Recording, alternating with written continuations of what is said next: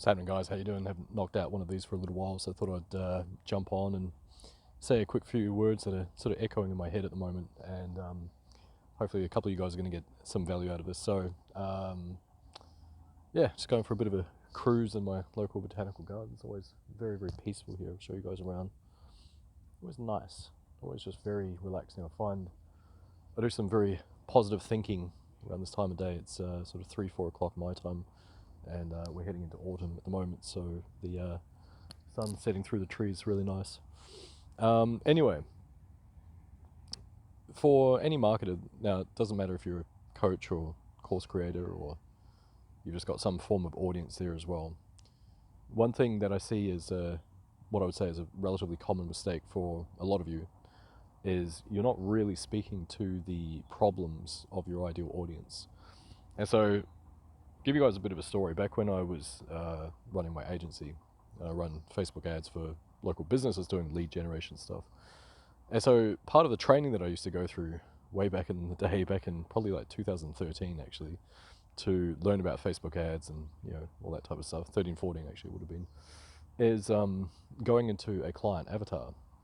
And so you fill out the little worksheet and it says he or she is this demographic and they live in this location and they earn this much cash and they look like this and they dress like that and they have these psychographic traits, and then you go and find those people.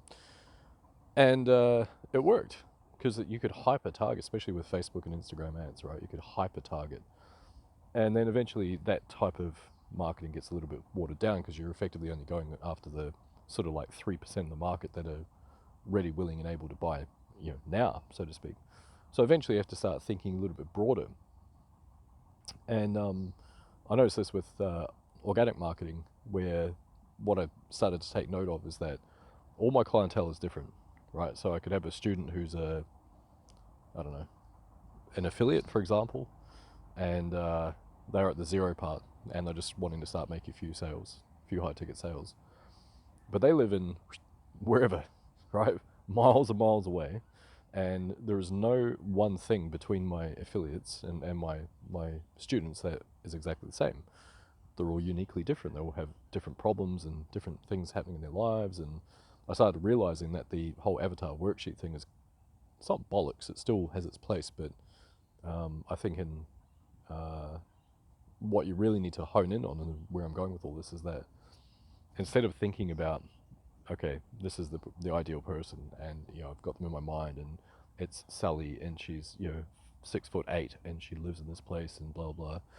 I think instead you want to look at what the common problems are and the common goals, and I think that will serve you way better than looking at all that other stuff, because the common problems, common goals aren't going to be too similar, dissimilar. Sorry. For example, most people, if they are getting into affiliate marketing, into coaching, things like that, there's some sort of mythical figure we've created. It's the $10,000 per month mark, 120K per year. It's pretty good, right? It's job busting income, blah blah blah. Super doable as well. I will never ever state that it's easy, but it is super doable to hit those types of figures. But it's become almost like this mythical creature at this point, right? Like, go and hit 10K per month. Cool. What do I do when I'm there? I don't know. Scale to 50K per month. Okay, fine, I will. But the point is that the problems at those levels are going to be the same, and therefore the avatar is going to be very similar. Doesn't matter if it's male, female, that type of stuff, right? Meaning that people, they don't know how to make that type of cash, and they are looking for something to do, and the pain points that you're talking to are going to be very, very similar. Conversely, the wants and the dreams and the hopes are going to be really, really similar as well. They want to leave their job, typically speaking. They want to make some extra income on the side. They want to pay for their mortgage. They want to pay for their children's education. They want to pay for holidays, things like that. And even not all that stuff, sometimes just the want of that, because there's a deep reason for them to go and want that. We all have it, right? There was a reason, like it's a pain point for me moving away from where I was towards where I'm heading, right? I'm no different. And so what I'm trying to get at here is that if you start to talk to those pain points of your marketplace, you talk to why they want to leave that job, if that's your target demographic, then speak to that. You'll never get out of your crappy job if you don't get off your hands. Now, a little word of caution I would say about saying things like that, mildly polarizing to be fair, but on the other side of that as well, you're also talking to beginners. Now, there's nothing wrong with beginners if that's your target market. I have an affiliate offer, it's a program, $1,500, for both beginners and advanced affiliate marketers and coaches, called the Ultimate Marketing Mastermind. And so therefore, at this very point in time, as I'm transitioning part of my audience, it means that I have to become a little bit more conscious about speaking to different people. Because my back-end coaching, it's called the Sanctum of Success, and that is designed for coaches, advanced affiliates, people with an audience. I've got folks that just have an audience, things like that. Even offline businesses probably help those folks as well, to be honest.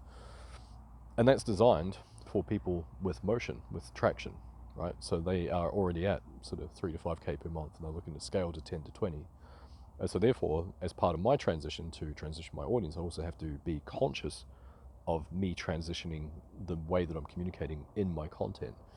So I need to talk about things like, hey, you're making great income, but you're finding that it's been capped out for a little while now. And it feels like the harder you work, the less growth you're seeing in your business, and it's driving you mental. And every time you think you're going to solve it, you end up facing a brick wall. Now, interestingly, this is a journey that I've actually been through myself. This is what happens when you grow and you need to grow your business, right? You end up hitting roadblocks and you need to resolve them. You need to either get the mentoring and the help and the condensed time it will take to get the results you desire through that type of mechanism, mentoring, coaching, etc. Or you just figure it out yourself. I know what I'd prefer, right? So hence why I've dived into a couple of different mentoring things recently. So therefore, I have to solve these problems for my own business to then feel qualified to be able to speak to those problems for other people. So the point of all this stuff, once again, I'm going to cap it out. Oh, hello, friend. Hello. How are you? You have very funny feathers. And my foot is not edible. You cannot eat it. I think he likes me. Hello, friend. Come here. Come say hi to the people. Anyway, he's out of control, mate. Anyway, whatever. Where was it? Yeah, so to recap. I gave this advice to someone a while back. They couldn't understand the advice. And then they publicly branded it around like it was shit advice. And at the time I was going through a bit of a mindset issue, and so I didn't have the balls to tell them to go fuck themselves, but I really wish I had now. Because it is amazing advice if you can actually hear it. And the advice is really simple. It's that if you're getting stuck with where you're at, if you're getting stuck with who to talk to and how to talk to folks in your content, reflect on your own journey, right? Because you would have had to have gone through these things yourself in order to know what it feels like to be able to solve them for someone else. And so if you do that and you think back and go, okay, well, where was I 6 months ago?